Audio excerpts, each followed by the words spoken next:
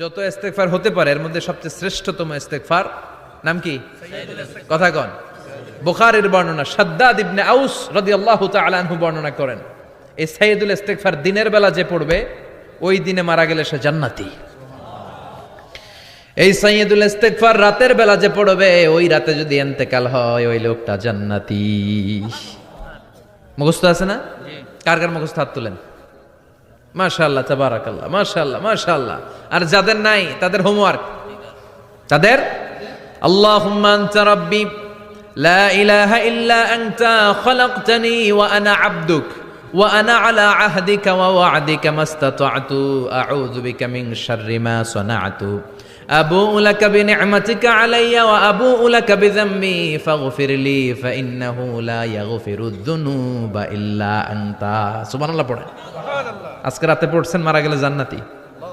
চিল্লায় পড়েন না আল্লাহু আকবার। এজন্য বিশ্বনবী বলেন, আমার আগের গুনাহ মাফ, পরের গুনাহ মাফ, তারপরেও প্রতিদিন আমি 70 বার তওবা ইস্তেগফার পড়ি। আজকে থেকে পড়তে রাজি আছেন তো?